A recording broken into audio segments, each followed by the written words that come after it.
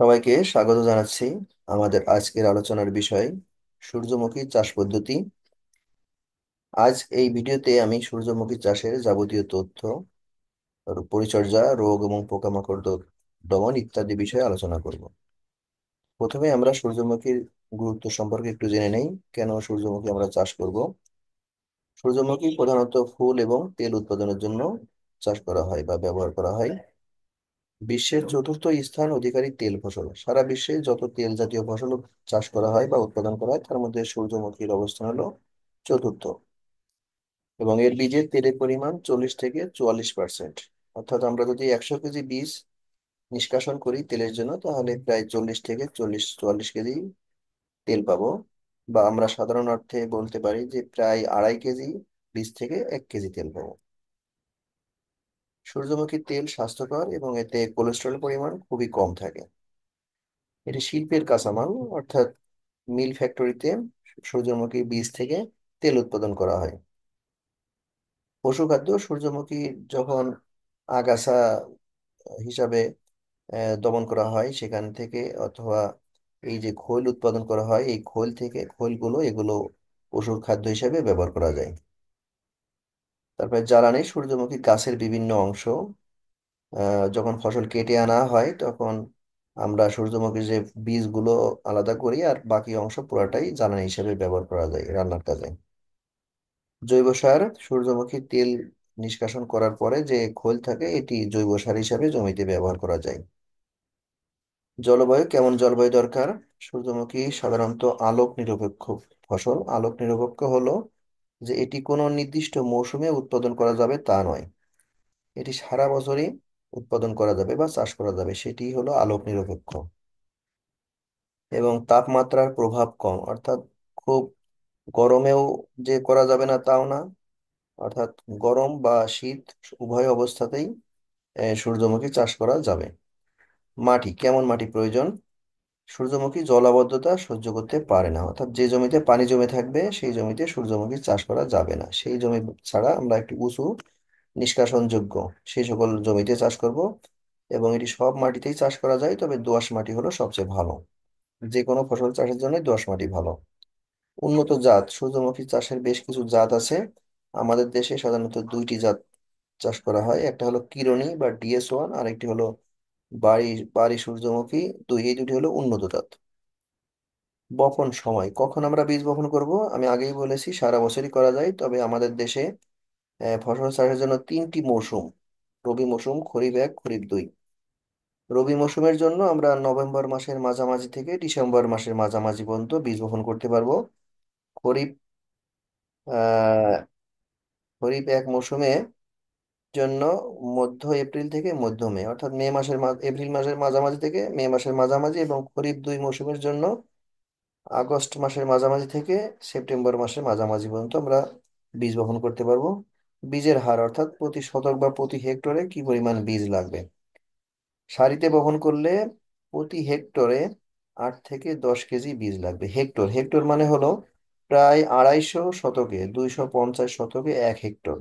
এটাকে যদি আমরা 250 ভাগের 1 ভাগ করি সেটা হবে 1 শতকের জন্য। এবং রোপণ দূরত্ব, আমরা কতটুকু দূরে দূরে চারা লাগাবো? 50 সেন্টিমিটার হলো সারি থেকে সারির দূরত্ব, এবং 25 সেন্টিমিটার হলো একই সারিতে একটি চারা থেকে আরেকটি চারার দূরত্ব। সার প্রয়োগ, কোন কোন সার প্রয়োগ করতে হবে, কি পরিমাণ? গোবর সার 8 থেকে 10 টন পার হেক্টর। টন হলো 1000 কেজিতে 1 টন। 1 হেক্টর জমির জন্য 8 থেকে 10 টন, অর্থাৎ 8000 থেকে 10,000 কেজি। এটাকে আমরা 250 দিয়ে ভাগ করলে যা পাবো সেটা হলো 1 শতকের জন্য। ইউরিয়া 180 থেকে 200 কেজি পার হেক্টর।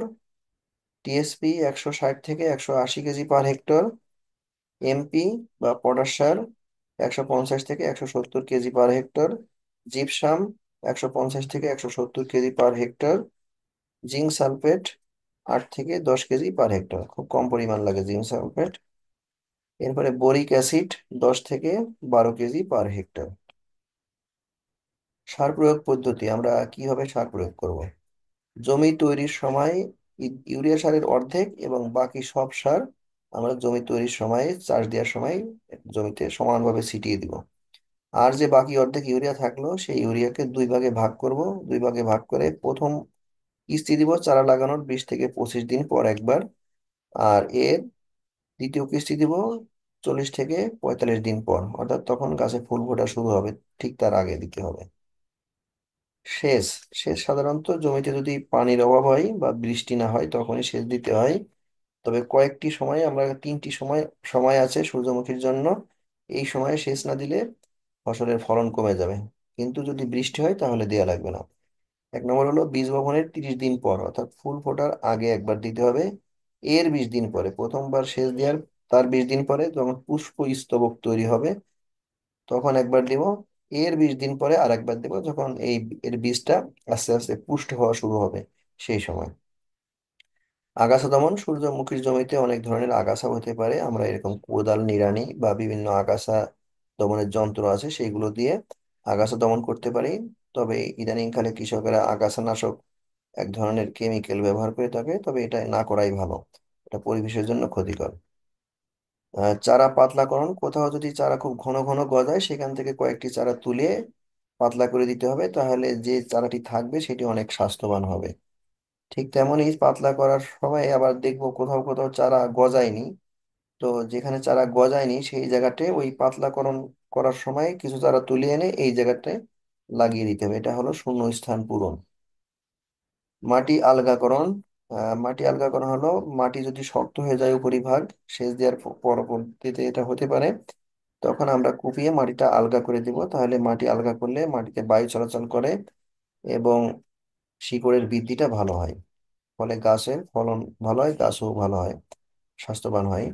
গাছের গোড়ায় মাটি তুলে দেয়া, মাটি যখন আলগা করা হয় তখনই এই কাজটা করা যেতে পারে। গাছের গোড়ায় মাটি তুলে দিয়ে একটু গাছটা উঁচু করে দেওয়া হয়, গাছের গোড়াটা। আর এই যে নালার দুই সারির মাঝখানে একটা নালা তৈরি হয়ে যায়, এই নালা দিয়ে সেচ দেওয়া সুবিধা হয়। এইগুলো ছিল। এরপরে আছে মৌ বক্স। আমরা যদি মৌমাছি চাষ করতে চাই সূর্যমুখী জমিতে করতে পারবো। তাহলে কি হবে, এই মৌমাছি পরাগায়নে সাহায্য করবে, ফলে সূর্যমুখীর ফলন বেশি হবে। এই ফলন নিশ্চিত করার জন্য আমরা 3 হেক্টর জমির জন্য একটি বক্সই যথেষ্ট, তবে আমরা এর চেয়েও বেশি বক্স স্থাপন করতে পারি, কোনো সমস্যা নেই। যদি 3 হেক্টরের জন্য একটি বক্স স্থাপন করি তাহলে পরাগায়ন নিশ্চিত হয়ে যাবে। পাখি তাড়ানো, সূর্যমুখীর বীজ যখন পাকতে শুরু করে বা পেকে যায় তখন বিভিন্ন ধরনের পাখি এসে এই বীজগুলো খেয়ে ফেলে, এই জন্য ওই সময়টাতে পাখি তাড়ানোর ব্যবস্থা করতে হবে। ক্ষতিকর পোকামাকড়, একটি পোকা আছে, এটি সবচেয়ে বেশি ক্ষতি করে থাকে। আমরা ছবিতে দেখতে পাচ্ছি যে পাতা খেয়ে ফেলে, একটা ছ্যাঙ্গা জাতীয় বা এটাকে বিছা পোকা বলে। বিছা পোকার যে পূর্ণবয়স্ক পোকা, সেই পোকাটা পাতার উপরে গাদা করে ডিম পাড়ে। ডিমগুলো ফুটে অনেকগুলো বাচ্চা তৈরি হয়, এই বাচ্চাগুলোই সাধারণত পাতার সবুজ অংশ খেয়ে ফেলে, কিন্তু মাঝখানে শিরা উপশিরাগুলো রেখে দেয়, ফলে পাতা ধ্বংস হয়ে যায়। এটার জন্য আমরা সাধারণত যে দমন ব্যবস্থা নিব সেটা হলো যে ডিম সহ আমরা পাতা সংগ্রহ করে পুড়িয়ে ফেলতে পারি, বা যখন আমরা দেখবো যে পাতার উপরে অনেকগুলো পোকা, লার্ভা বা পিসা পোকা আছে, সেগুলো পাতা সহ তুলে আমরা পুড়িয়ে ফেলতে পারি। অনুমোদিত মাত্রায় আমরা কীটনাশক ব্যবহার করতে পারি। এরপরে আছে রোগ দমন।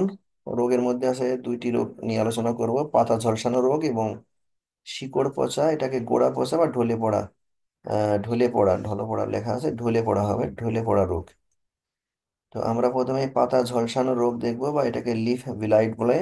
এই রোগটি বীজ ও বায়ুবাহিত, অর্থাৎ বীজের মধ্যে এই রোগের জীবাণু লেগে থাকে, আমরা বীজ বপন করার পরে ওই জীবাণুটা গাছে আক্রমণ করে। আর বায়ুবাহিত হলো যে যখন কোনো একটা জমিতে এই রোগ আক্রমণ করে তখন এই ছত্রাকটি বাতাসের মাধ্যমে এক গাছ থেকে আরেক গাছে ছড়িয়ে পড়ে, এভাবে এক জমি থেকে আরেক জমিতে ছড়িয়ে পড়তে পারে। এ রোগের লক্ষণ কি? লক্ষণ আমরা ছবিতে দেখতে পাচ্ছি, পাতা ঝলসে যায়। প্রথমে পাতায় ধূসর বা গাঢ় বাদামি বর্ণের অসম আকৃতির দাগ পড়ে। দাগগুলো কোনো নির্দিষ্ট আকার আকৃতি থাকবে না, যে কোনো আকৃতির হতে পারে। ছোট ছোট ছোট ছোট বাদামি বর্ণের দাগ পড়বে। এই দাগগুলো একত্রে মিলিত হয়ে বড় দাগের সৃষ্টি করে এবং অবশেষে পুরো পাতা ঝলসে যায় এবং গাছ থেকে পাতাটি ঝরে পড়ে। এর প্রতিকার কি? রোভরাল অথবা এন্ডোফিল 2 গ্রাম প্রতি লিটার পানিতে মিশিয়ে স্প্রে করতে হবে। এই স্প্রেটা 7 দিন পর পর মিশিয়ে 3 বার প্রয়োগ করতে হবে। এরপরে আছে শিকড় পচা বা গোড়া পচা রোগ। আমরা ছবিতে দেখতে পাচ্ছি গাছের গোড়া মাটির সাথে যেখানে লেগে থাকে সেই জায়গায় এই রোগের ছত্রাকটা আক্রমণ করে থাকে। লক্ষণ হলো প্রাথমিকভাবে বা প্রথম অবস্থায় মাটির পৃষ্ঠের কাছাকাছি কাণ্ডে হালকা বাদামি দাগ দেখা যায়। পরে কাণ্ডের নিচে এবং উপরের দিকে এই দাগগুলো ছড়িয়ে পড়ে, এই দাগগুলো বড় হয়ে যায়, মূল কাণ্ড কালো হয়ে যায় এবং গাছ শুকিয়ে যায়। এই রোগটি বেশিরভাগ ক্ষেত্রে ফুলে দানা তৈরি হওয়ার সময় তৈরি হয়। এই রোগের প্রতিকার কি? সঠিক দূরত্বে চারা রোপণ, অর্থাৎ আমরা খুব ঘন করে চারা লাগাবো না। যেটা বলেছি 50 সেন্টিমিটার দূরে দূরে সারি করবো এবং 20 সেন্টিমিটার দূরে দূরে আহ, এক সারি থেকে আরেক সারি, এক চারা থেকে আরেক চারির দূরত্ব রাখবো। সুষম মাত্রায় সার প্রয়োগ, আমরা শুধুমাত্র একটি সারই প্রয়োগ করলাম ইউরিয়া সার বা বেশি প্রয়োগ করলাম কম প্রয়োগ করলাম এটা হবে না। আমরা সুষম মাত্রায় যতটুকু প্রয়োজন সেই পরিমাণ আমরা প্রয়োগ করব। যখনই মাটি শুকিয়ে যায় এবং মাটির তাপমাত্রা বেড়ে যায় তখনই সেচ দিতে হবে। ভালো নিষ্কাশন সহ জমিতে ফসল বপন, যে জমিতে পানি জমে থাকে না বা বৃষ্টি পানি জমলেও তাড়াতাড়ি সরিয়ে ফেলা যায় সেই ধরনের জমিতে আমরা যদি এই সূর্যমুখী চাষ করি তাহলে এই রোগটা থেকে রক্ষা করা যাবে। গম এবং বার্লি জাতীয় ফসলের সাথে 3 থেকে 4 বছরের শস্য চক্র বা ফসল আবর্তন বা শস্য আবর্তন বা ক্রপ রোটেশন বলে, এটা অনুসরণ করা। এই ক্রপ রোটেশন কিভাবে করতে হবে এই নিয়ে আমার একটি ভিডিও আছে। সেটা হলো যে কৃষি খামারের গুরুত্বপূর্ণ প্রযুক্তি এই শিরোনামে আছে, বা ফার্মিং সিস্টেম। সেখানে এইরকম শস্য চক্র, ফসল চক্র, ক্রপ রোটেশন, ফসল বিন্যাস এই বিষয়গুলো বিস্তারিত আলোচনা করা আছে। এটা করলে পারে সব ধরনের রোগ থেকেই মুক্ত থাকা যায়।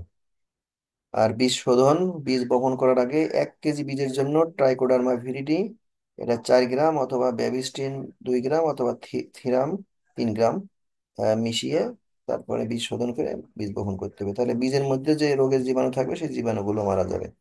ফসল সংগ্রহ, বীজ সংরক্ষণ, কখন ফসল সংগ্রহ করব? যখন গাছের পাতা হলুদ হয়ে যাবে। আহ, বয়স্ক বয়স্ক পাতা আর কি, সব পাতা আস্তে আস্তে হলুদ হয়ে যাবে। পুষ্পস্তবক অর্থাৎ যেটা যে মাথাটা আর কি, সূর্যমুখীর যে মাথাটা বীজ সহ সেটা গাছ সহ নুয়ে পড়বে আর কি, ঢলে মানে মাটির দিকে নুয়ে পড়বে। তখন গাছ থেকে পুষ্পস্তবক এটা কেটে আলাদা করতে হবে। রোদে শুকিয়ে তারপরে বীজ আলাদা করা হয়। তারপরে বীজ ঝেড়ে রোদে শুকিয়ে শুষ্ক বায়ুরোধী পাত্রে সংরক্ষণ, যে পাত্রে আমরা রাখবো তার মধ্যে বাতাস চলাচল করবে না, মুখ ভালো মতো করে এঁটে রাখবো। এরপরে ফলন, কি পরিমাণ ফলন পাবো? 1.5 থেকে 2 টন, মানে 1500 থেকে 2000 কেজি প্রতি হেক্টরের জন্য। আর আমরা যদি শতকে হিসাব করি তাহলে 6 থেকে 8 কেজি পার শতক। এই ছিল আমাদের আজকের আলোচনার বিষয়। সবাইকে অসংখ্য ধন্যবাদ। আল্লাহ হাফেজ।